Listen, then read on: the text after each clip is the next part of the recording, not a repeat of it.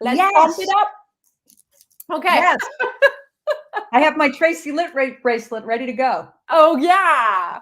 So awesome. Yeah. So let's start with the beginning. And before we go into the storytelling, I always like to let people know who you are, where you're talking from, and who do you serve on this planet? Okay, my name's Donna Star. I'm a corporate coach, and I serve corporate professionals in transition. And transition can be anything, right? It can be a job change, a promotion, a big meeting, anything really. I mean, we're always in transition. And I was in corporate for 30 years. So I feel like I have a unique ability to understand what people are going through. And then I also have the coaching component.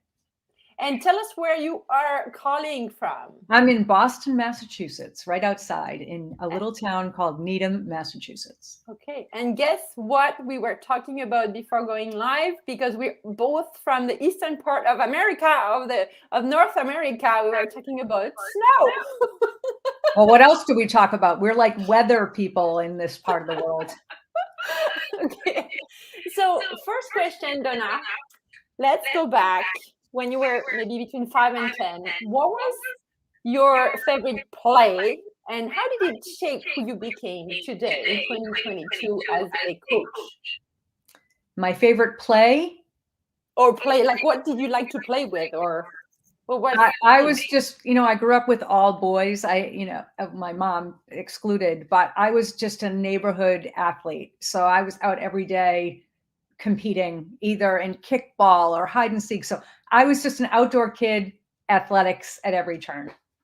And so how did that thing shape you? Like, what do you think? Like, can you recognize from maybe were you the one, the defense in the game, or were you the attacker? Like, I don't know. Like, what can you say that is you recognize in you today that was already there in the back street? I'm competitive, mostly with myself now, but at the time, I just really wanted to prove that I was as good as the boys in the neighborhood.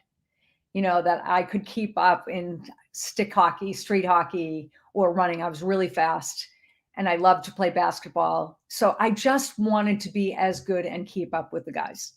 That's interesting in the context of 2022. Yeah. How do you see that now? Like, I'm sure, like, what has changed in the competition? Well, I'm not competitive with other people. I think, and that's obviously, it just doesn't serve you to be competitive with other people because someone is always better than you. Someone's always richer, prettier, more successful. So I really try to narrow how I feel about others. And I'm always trying to do my best. So, and I was pretty senior in my company and I never really looked at it as gender based. I really felt like I worked for a female CEO also, but I really felt gender neutral. Oh, wow. That's interesting. Fascinating. Because of, all the leadership courses and programs you can find about how to bring, diversity and equality between genders. And I love that you had you didn't see it that way. Like for you, it was kind of natural. I felt comfortable in a room full of men and I felt comfortable in a room full of women. And so I feel like either my upbringing or my corporate culture, I never really worried about my gender. Awesome. Wow. So so you were talking about an amazing corporate career. What happened? Like so it's interesting, especially in the context that we hear a lot right now, the great resignation. I've been interviewing amazing women with like huge career as well in the corporate world and suddenly deciding that they wanted to build their own dream and they were done with building someone else's dream. So tell me more about your story in terms of what was the burning desire behind your switch, like going from the corporate world to you're on your own? Yeah, that's a long story, but I mean, really, I just felt like the corporate just wasn't, I felt out of alignment with my corporate job.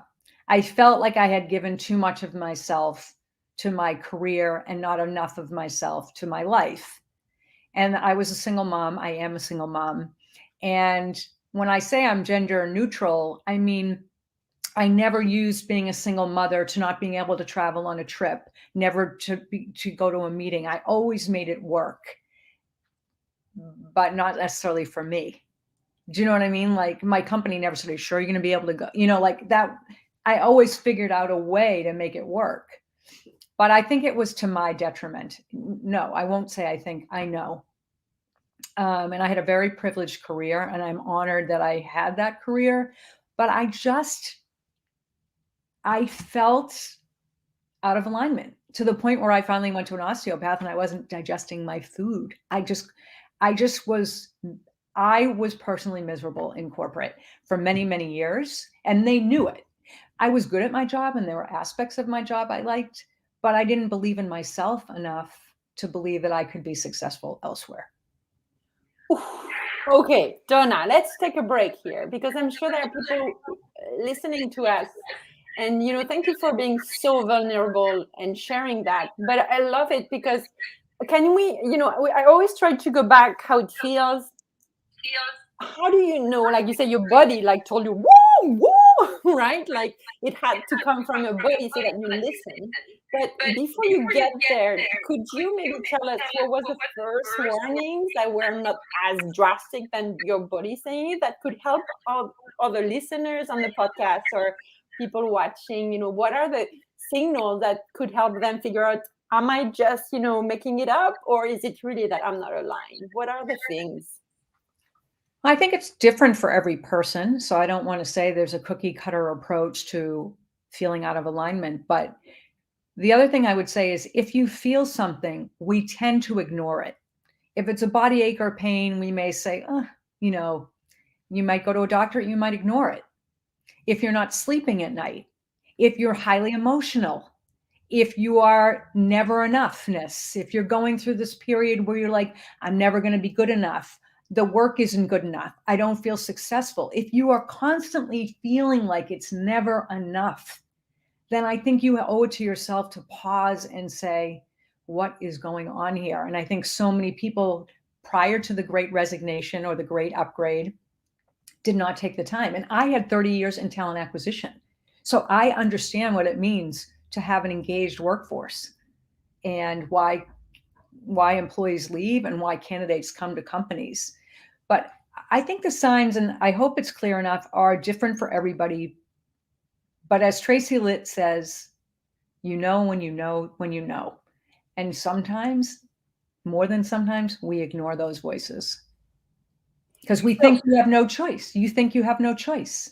I have to pay my rent. I have to pay my mortgage. I'll never get another job. In all the no's and all the obstacles that you put in your way, telling you have to stay exactly where you are. Yeah, I love. So we're gonna explain for those of you who don't know Tracy, yet you will by the end of this. You will. And I know I said that because if you know Tracy Litt, who is a mastermind coach, and we both have worked with her, there are certain phrases that she uses, and that is one of them. Yes, and I really appreciate that. You share how much you felt that you were not enough, and that was kind of a trigger all the time. So it's one thing to recognize that and having your body to stop you or to kind of look here, I'm here. How do you go from seeing this and making a decision around I don't want to do this anymore? What was the biggest struggle for you to take action on starting the transformation? This was a signal for me. I had left a couple of times. I went back to my corporate career, and I wasn't ready the previous times. I didn't have a good plan, at least for me. And the grass wasn't greener. I went to another company once, and I absolutely hated it. I actually really liked my company. I loved what we did, all of that. I didn't like what it did to me, what I let it do to me. So I want to take responsibility. I'm not blaming the company. I'm really taking responsibility here. But when I was done with my last college tuition payment, and I just knew I was done. I was in a job in my latest position where I was like, this is not what I want to do. When my daughter graduated college, I said, I'm done. And I gave them notice. and said, when my daughter's graduating, I will stay a year post-sale, because we had sold to another firm. And I said I would stay for a year, and then I was gone. Wow. How did it feel that day? Do you remember when you said it, or how you said, like, how did you feel? I remember, and it was very freeing, because I'm very close to my children, and I was home working one day and on a project, and I came upstairs, and my son happened to be home. My kids are older.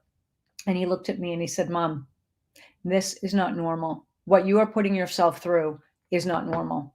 You need to leave. And he didn't just look at me and say, like, you need to leave. Like, people had told me to leave my jobs many times, because I was a workaholic. But something he said, like, hit me in my solar plexus. And I wrote my resignation note that night. And Oof, I have shivers. That is a true story. Yeah. And so because of Tracy, I've been working on major breakthroughs like that, like the sensation of going the extra step out of your, people say, comfort zone, like how you said it was freeing, and you freak at the same time. Like, so could you describe what it takes, like? Yeah, so that's so true. I did not know what I was going to do. So I knew that my daughter was graduating in June. I knew my niece was getting married in May, and I knew that I wanted to take the summer off and travel with my daughter. Thank God I did it then, because COVID hit the year later. We would not have been able to travel. And so I signed up for coaching class through IPEC, because another mother that my daughter was friendly with said, I think you'd be a good coach. I'm going through the program. I signed up because I was like, well, if people ask me what I'm going to be doing, I want to have an answer, because I really don't know. So I gave myself a little cushion, but I had no idea, Angelique. I had no idea. And then I went to day one of training in July of 2019. And on day one, I was like, this is what I was put on this earth to do. Oh, wow. That was an epiphany. That was the epiphany question. That's Check. true. I love it. Wow. Yeah. And sometimes it takes us a long time to figure that out, and that's okay, right? Everything happens for your highest good, they say. Right. I was able to raise my kids and send them to college and bring them up in a relatively comfortable upbringing. And then I felt like it was my turn. Wow. So that day, do you remember where you were? Was that inside, when you realized that, oh, this is it? This is it? Do I remember? I was in the room at IPEC. I took a training in New York City, and I had a really good, one of the teachers was this woman, Cindy Gardner, and she did an exercise with us. And I remember doing the exercise, and the exercise was something like, in 2 years, I will be doing X, making this, and feel like that. So 3 boxes we had to fill in. So I filled in 2 years, I will be a successful coach. I'll make, $8 million a year, and I will be happy. I'm making this up a little bit. And the exercise, I got it completely wrong, because the point is that there's no such thing as conditional happiness. You can be happy today. You don't have to wait until 2 years from now, when you are a successful coach and making X amount of money. Those are all choices. And when she said that, I just broke out, and I'm not much of a crier. Now I am.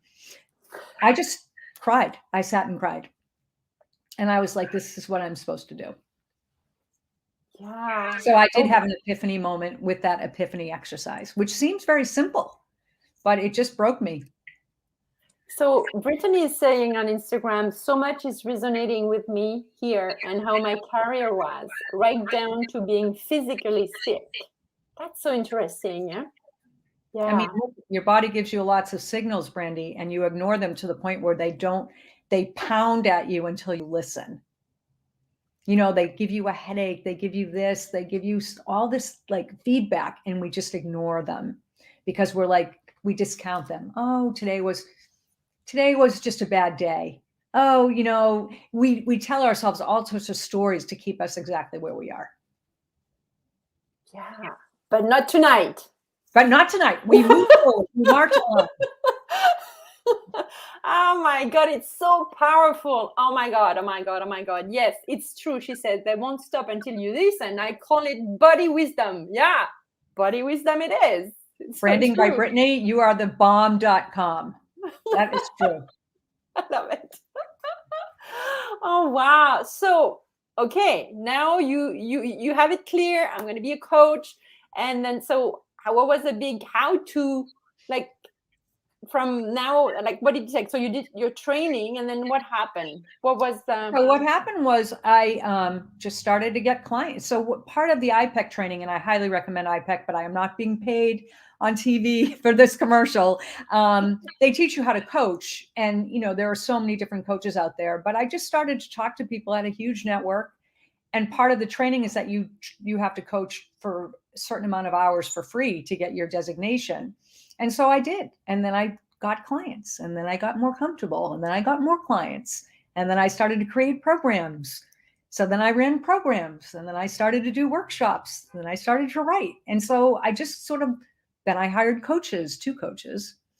I mastered, Tracy is one, and then Jeff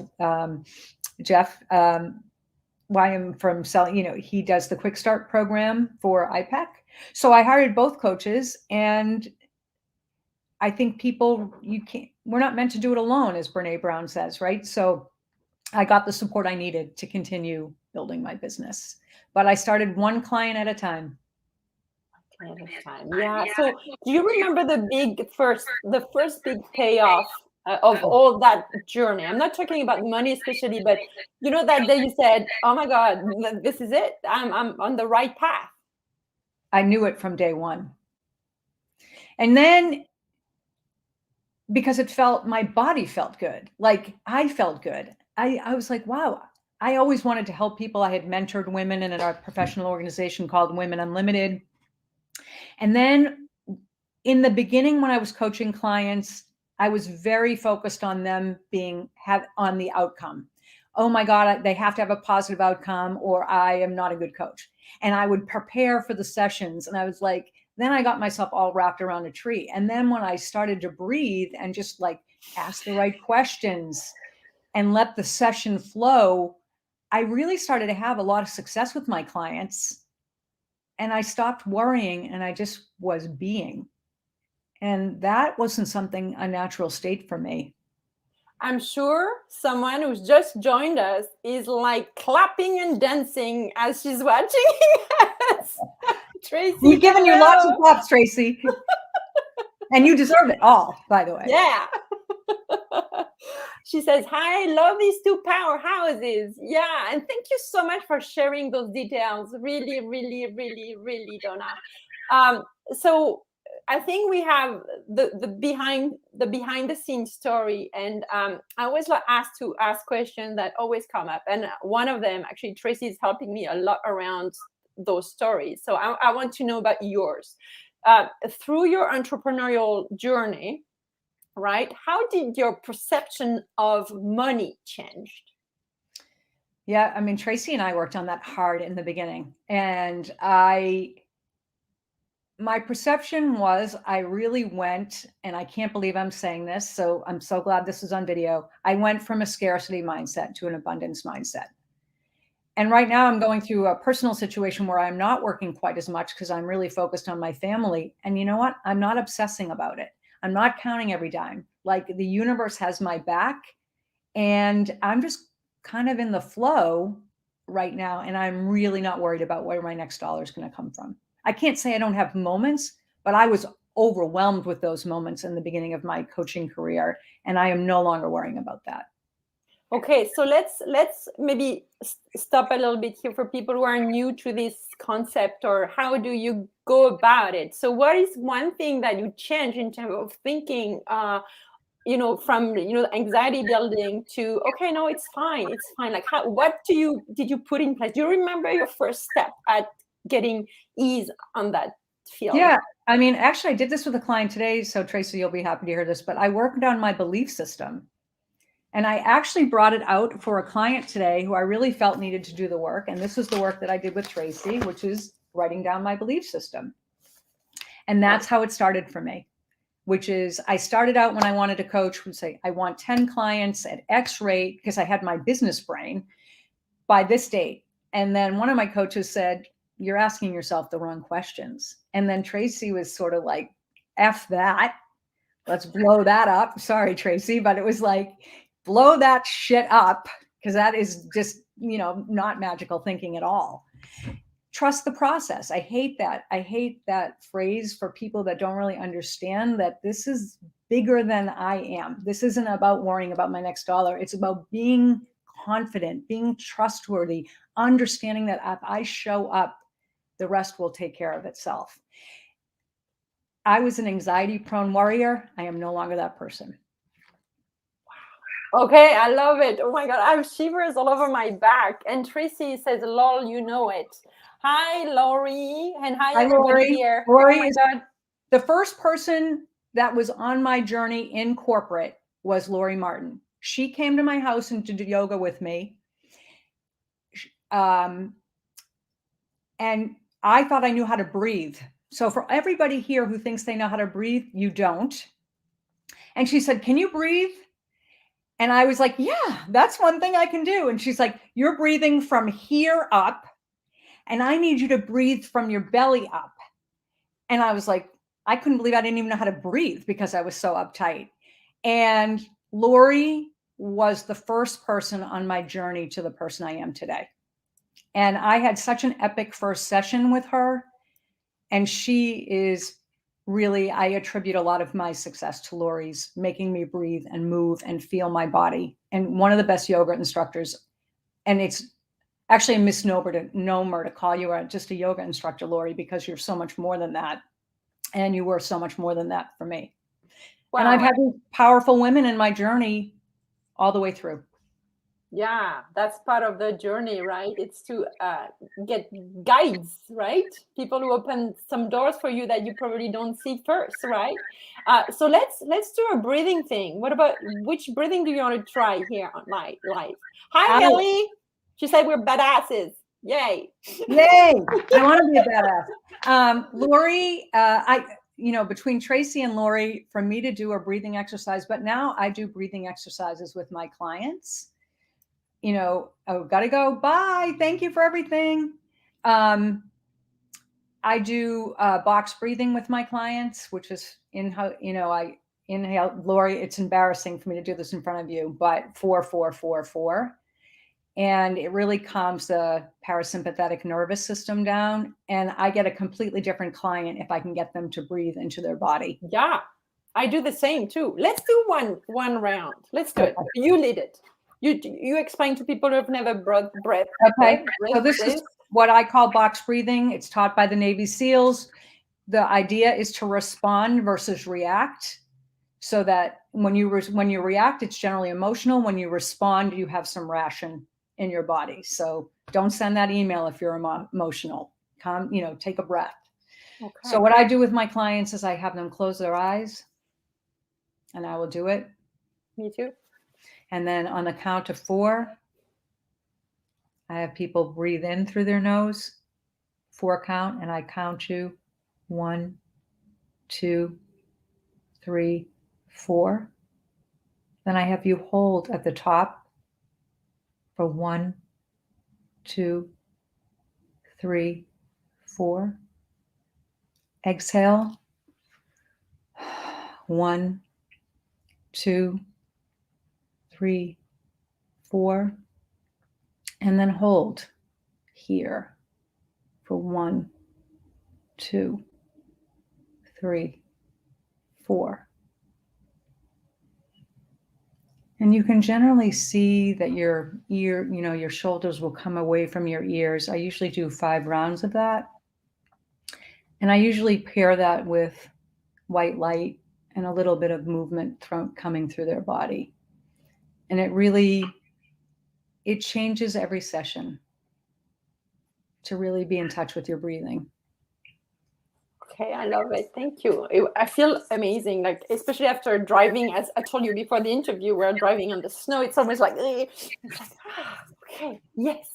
Okay. So everybody's breathing. Like, yeah, I love that exercise. It changed the games. Yeah, I love it. Yeah.